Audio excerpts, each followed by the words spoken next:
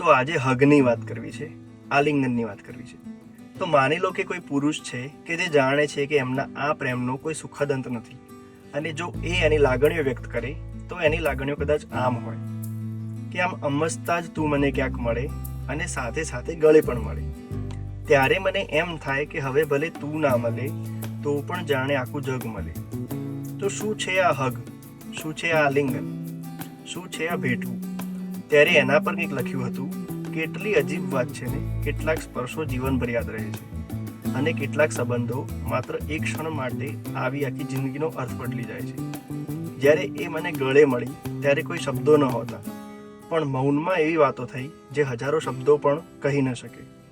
એ ભેટવામાં ન ભવિષ્યની માંગ હતી, ન ભૂતકાળની ફરિયાદ, માત્ર એક ક્ષણ હતી જ્યાં અમે જ હતા અને એ જ પૂરતું હતું. ભલે થોડી ક્ષણ માટે મળ્યા, પણ અંદરની એકલતાઓ એટલી નરમાઈથી ઓગળી ગઈ કે પછી એકલા હોવાનો ડર ઓછો થઈ ગયો. એના ગળે મળવાની એક ક્ષણે મને સમજાવ્યું કે પ્રેમનો સુખદ અંત જ એનો અર્થ નથી હોતો. ક્યારેક પ્રેમ એટલો જ હોય છે કે તું મળે, તું ગળે મળે અને હું શાંતિથી સ્વીકારી લઉં કે હવે તું ના પણ મળે તો પણ હું ખાલી નથી, કારણ કે એક પૂર્ણ આલિંગન આખી જિંદગી માટે હૃદયને ભરપૂર કરી શકે છે.